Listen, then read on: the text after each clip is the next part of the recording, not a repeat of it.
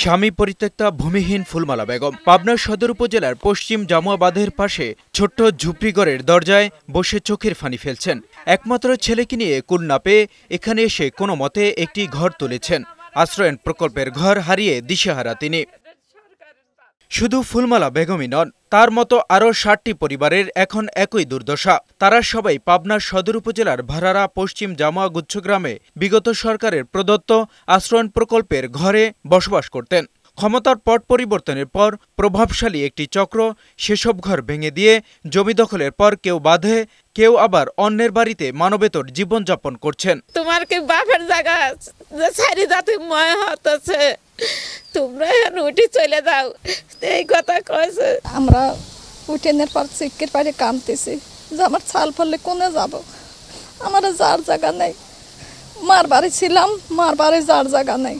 সরকার যে জায়গা দিয়েছে আমার অন্য জায়গা দিক, ওই জায়গার পর দিলি পরে আমার মারি ফেলা দেবে। ২০২০ সালের পাবনা সদর উপজেলার ভাড়ারা পশ্চিম জামুয়া গ্রামে ভূমিহীন ৬০টি পরিবারকে দলিলসহ ঘর বুঝিয়ে দেয় স্থানীয় প্রশাসন। ৫ আগস্ট ছাত্র জনতার আন্দোলনে আওয়ামী সরকারের পতনের পর ওই দিন রাতেই জমি নিজেদের দাবি করে বসবাস করা ভূমিহীন পরিবারগুলোকে জোরপূর্বক তুলে দেয় স্থানীয় জামায়াত বিএনপি সমর্থিত একটি প্রভাবশালী চক্র। আশ্রয়ণ প্রকল্পের বাসিন্দাদের অভিযোগ, অস্ত্রের মুখে ঘর ছাড়তে বাধ্য করে তারা। জমি নিজেদের দাবি করে আদালতে মামলা চলমান উল্লেখ করে ৭ জনের নাম সম্বলিত একটি সাইনবোর্ড ঝুলিয়ে দেয় চক্রটি। তবে আশ্রয়ণ প্রকল্পের ঘর ভাঙচুর, লুটপাটের সাথে জড়িত থাকার অভিযোগ অস্বীকার করেছে অভিযুক্তরা। তাদের দাবি, মামলা চলমান থাকলেও জোরপূর্বক ঘর নির্মাণ করেছিল প্রশাসন। এই জায়গা জমি সম্পূর্ণ আমাদের বাপদাদার। তো এইখানে যে খাস জায়গার উপর করা হয়েছে, এই খাস জায়গা মূলত নদীতে। জমিওয়ালারা আগা ভাঙে চলে নাই, ভাঙে চলে যারা গেছে তারাও লেছে, অন্য লোকও নিয়ে গেছে। ঘটনার পর প্রশাসনকে বারবার জানানো হলেও কোনো ব্যবস্থা নেওয়া হয়নি বলে অভিযোগ স্থানীয় ইউপি চেয়ারম্যানের। সরকার ২% করে জায়গা দলিল মূলে রেজিস্ট্রেশন করে দিয়ে তাদেরকে একটা করে ঘর প্রকল্প বরাদ্দ করে দেওয়া হয়েছে।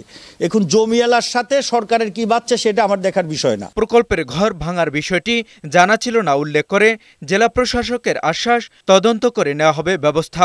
সদরের উপজেলা নির্বাহী অফিসারকে সরেজমিনে পরিদর্শন করে একটি প্রতিবেদন দিতে বলেছি এবং উনি যথারীতি সেটি দিয়েছেন এবং এর আলোকে এগুলো পুনর্নির্মাণ অথবা মেরামত করার বিষয়ে আমরা ঊর্ধ্বতন কর্তৃপক্ষের কাছে প্রেরণ করব।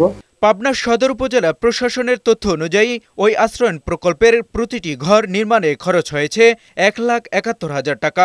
সেই হিসেবে ৬০টি ঘর নির্মাণে সরকারের খরচ হয়েছে ১,২,৬০,০০০ টাকা। এমজে জুয়েল, বৈশাখী সংবাদ।